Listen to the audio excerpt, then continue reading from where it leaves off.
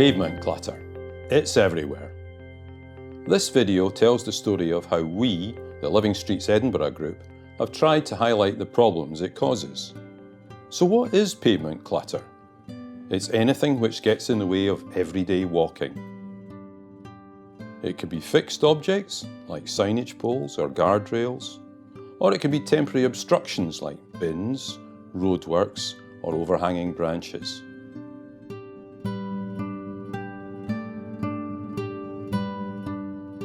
Pavement clutter gets in the way of everyone. It can be unsightly, and for some people with mobility problems and visual impairments, it's a serious hazard.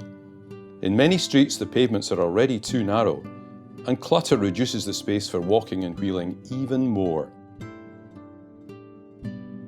In 2019, however, encouraged by Living Streets Edinburgh, the City of Edinburgh Council made the visionary decision to ban advertising boards, or A-boards as they're commonly known.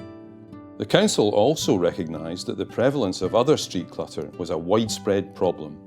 We therefore decided to put the spotlight on clearing up city pavements through our Cut the Clutter project. How did we go about it then?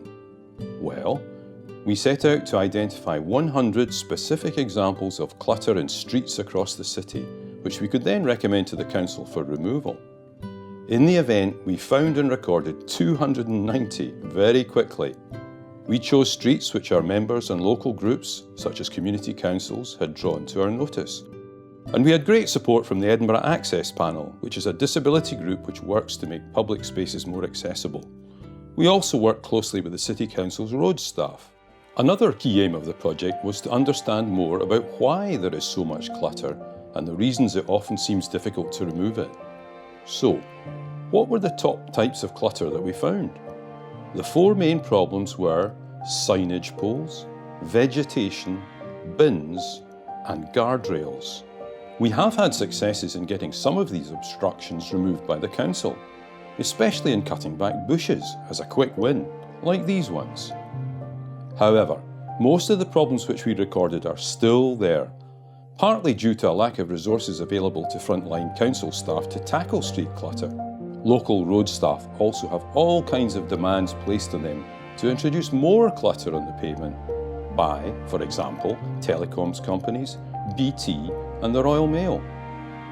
So why is there so much pavement clutter? It isn't because of a lack of policy.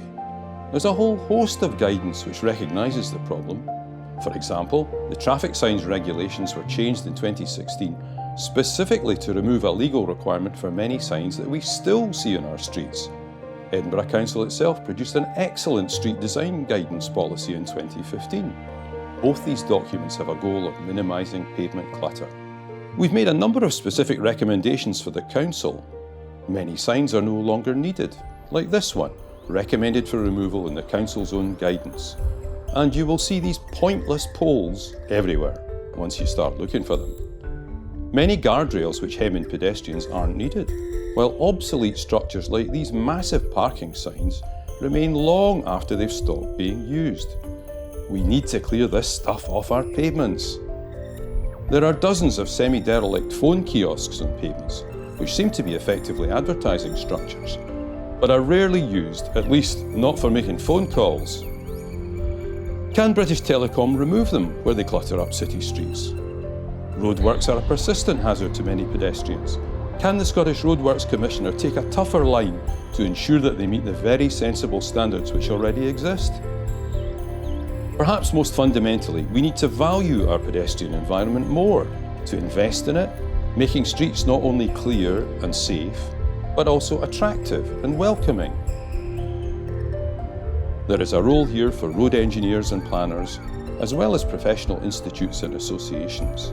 Yes, this means spending more money on pavements, but it also requires leadership and culture change if we are truly to make walking the #1 priority in our streets, as government policy says it should be.